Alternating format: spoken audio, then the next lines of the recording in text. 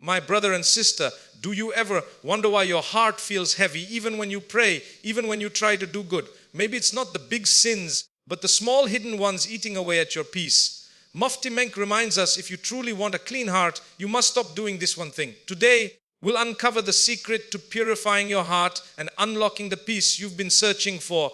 A clean heart is one of the greatest blessings a believer can ask Allah for. Mufti Menk often emphasizes that our spiritual state is not only shaped by the big actions people see like prayer or charity, but also by the small, often unnoticed habits that slowly affect our hearts. Among these are hidden sins, those actions we may commit when no one else is watching, or those small mistakes we underestimate because they don't appear outwardly serious. Avoiding these hidden sins is essential if we truly want a heart that is clean, soft, and receptive to Allah's guidance. Hidden sins take many forms. It could be a private moment on the internet where a person looks at what is forbidden. It could be speaking ill of someone in their absence, a comment that no one else takes seriously, but which still counts as backbiting. It could be dishonesty in small matters, like lying to avoid embarrassment or hiding the truth for personal gain. Sometimes it is even in our thoughts envy, arrogance, or insincerity, things that people cannot see but Allah knows. These sins feel safe because they are hidden, but they are the most dangerous because they corrode the heart quietly,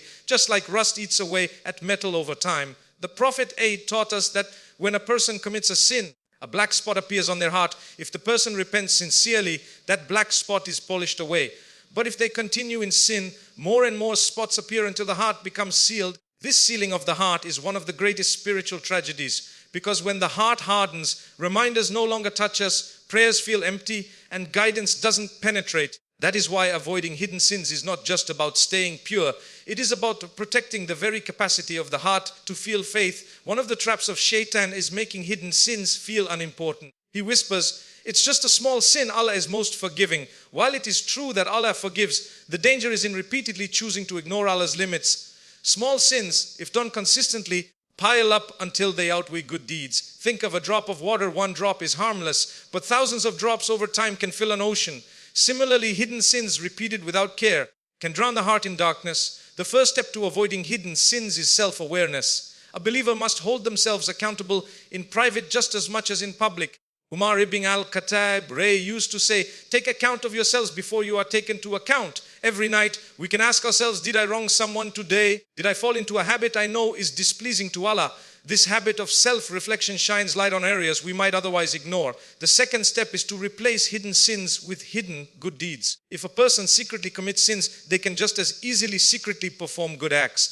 Pray 2 extra rak'at when nobody is watching. Charity quietly, so even the left hand does not know what the right hand has given. Make dhikr when walking alone. These hidden good deeds not only erase hidden sins, but also polish the heart, making it stronger against future temptations. Lastly, we must remember that Allah's mercy is always greater than our mistakes. The door of Tawbah, repentance, is never closed until our final breath. Every hidden sin, no matter how dark, can be wiped clean if we turn back sincerely to Allah, regret our actions, and resolve to stop. Avoiding hidden sins is not about perfection, but about constant struggle to stay close to Allah and protect the purity of our hearts. When we focus on avoiding what others cannot see, Allah honors us by purifying what people can see: our character, our peace, and our light. A clean heart begins in the secret corners of our lives.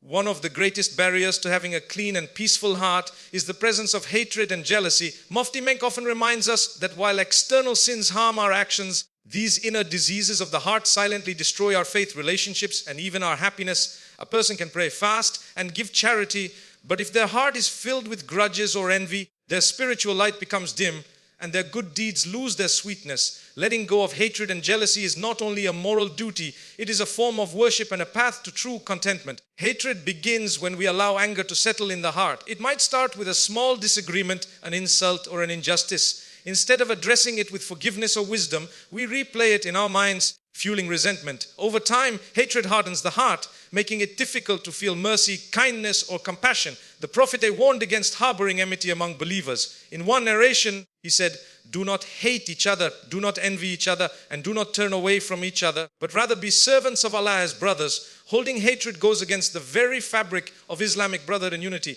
Jealousy, hasad, is another poison of the heart. It occurs when we resent the blessings Allah has given someone else, wishing they didn't have it, or worse, wishing it were taken away. The danger of jealousy is that it reflects dissatisfaction with Allah's decree. Instead of saying, Alhamdulillah, for our own blessings, jealousy makes us blind to them, focusing instead on what others have. The Prophet has said, beware of envy, for it consumes good deeds just as fire consumes wood.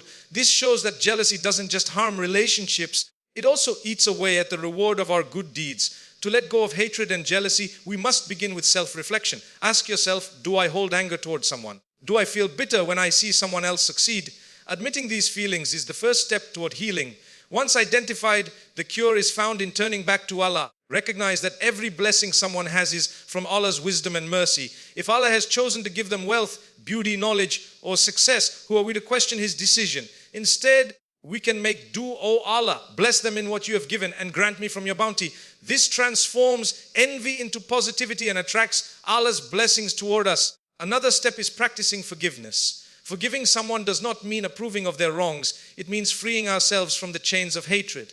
Holding grudges only hurts us, not the other person. Forgiveness is a gift we give to ourselves, lightening the burden on our hearts. Allah loves those who forgive, and He promises His mercy to those who show mercy to others. Finally, one of the best ways to cleanse hatred and jealousy is to do good secretly for those we resent. If you envy someone, make do for their success. If you hate someone, help them in a small way. This is extremely difficult at first, but it is a powerful way to purify the heart. The moment you pray for someone you envy, your heart begins to heal. When we let go of hatred and jealousy, we are not just freeing others, we are freeing ourselves. A clean heart is one that carries no grudges, no envy, only peace and love for others. And such a heart is beloved to Allah.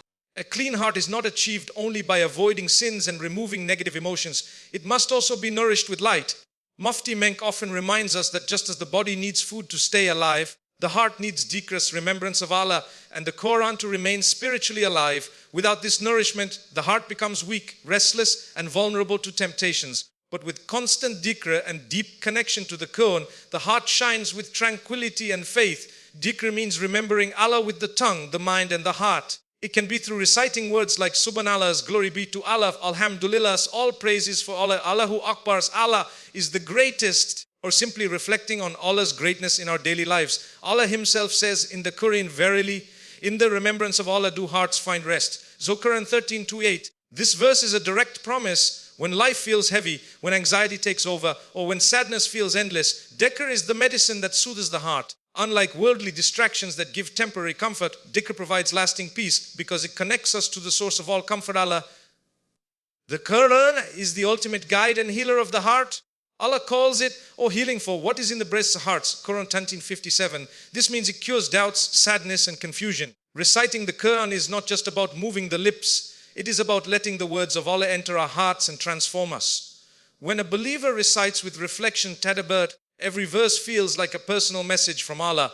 For example, verses about patience remind us that struggles are temporary. Verses about mercy assure us that Allah's forgiveness is greater than our sins. Verses about the hereafter remind us not to become attached to this world. One of the secrets of the Qur'an's power is that it speaks to both the intellect and the soul. It strengthens faith by giving evidence of Allah's greatness in creation, history, and human life. At the same time, it softens the heart with stories of prophets, promises of paradise, and warnings about arrogance. Is why people of every level, scholars and simple believers alike, find guidance in its words. To benefit from Dhikr and Qur'an, consistency is key. Even a few minutes daily have a profound effect. Start the morning with short Dhikr, like reciting Ayat al-Kursi or the last 3 Shuras, and the night with Shura al-Mulk or Shura Ikhlas al-Falak and An-Nas. These small habits protect the heart from darkness. The Prophet said that the one who remembers Allah often will be raised on the day of judgment with a shining face. The power of Dhikr and Qur'an is not only spiritual, it reflects in our daily life. A person connected to Allah is calmer in trials, more grateful in blessings, and kinder to others. Their heart becomes soft, their tongue truthful, and their character noble. If we want a clean heart, we must fill it with Allah's remembrance and His words. Just as a lamp cannot shine without oil, the heart cannot shine without Dhikr and Qur'an. The more we remember Allah, the more He remembers us. And there is no honor greater than being remembered by the Creator of the universe. One of the most beautiful qualities of Islam is the door of Tawbah, of repentance. No matter how many mistakes a person has made, no matter how dark their past may seem, Allah's mercy is always greater than their sins. Mufti Menk often emphasizes that a clean heart is not a perfect heart. It is a heart that constantly turns back to Allah in humility, True repentance and forgiveness are the keys to removing the stains of sin and regaining closeness to the Creator. Repentance as Tawbah is more than just saying astaghfirullah with the tongue. It requires 3 essential steps: feeling genuine regret for the sin committed, stopping the sin immediately, no matter how difficult it is, making a firm intention not to return to it again. If the sin involved the rights of another person, then there is a 4th step: returning what was taken or seeking forgiveness from the one wronged. Without these conditions, repentance is incomplete. True Tawbah is about sincerity. It is turning back to Allah with a broken heart and a desperate hope for His mercy. Allah's mercy is vast. In the Qur'an, He says, "O my servants who have transgressed against themselves, do not despair of the mercy of Allah. Indeed, Allah forgives all sins. Indeed, it is He who is the forgiving, the merciful." So 39:53. This verse gives hope to every believer, no matter how sinful they may feel. Shaitan wants us to despair, whispering that we are too sinful to be forgiven. But Allah wants us to repent, promising that forgiveness is always within reach. Forgiveness, on the other hand, is not just about seeking it from Allah, but also about granting it to others. Holding grudges poisons the heart and blocks spiritual growth. The Prophet taught that the best among people are those who forgive, even when they have the power to take revenge. He himself was the best example. When he entered Makkah as a victorious leader after years of persecution, he forgave his enemies, saying, "Go, for you are free." This act of forgiveness softened hearts and brought many to Islam. When we forgive others, we are not excusing their wrongs. We are freeing ourselves from the weight of hatred. True forgiveness means letting go for the sake of Allah, trusting that He is the ultimate judge. The reward for this is immense. The Prophet, they said, charity does not decrease wealth. Forgiveness increases a person's honor, and no one humbles himself for the sake of Allah except that Allah raises his status. Combining repentance with forgiveness creates a cycle of purification. We turn to Allah, seeking His pardon, and we extend pardon to others. This dual action cleanses the heart from arrogance, pride, and bitterness. It makes us humble, soft, and spiritually alive. In reality, everyone makes mistakes and everyone is in need of forgiveness, both from Allah and from people. The difference between a hardened heart and a clean heart is the willingness to repent sincerely and forgive generously. A heart that practices true repentance and forgiveness becomes light, peaceful, and connected to Allah. It no longer carries the heavy burden of guilt or grudges. Instead, it reflects the mercy of Allah in both seeking and giving forgiveness.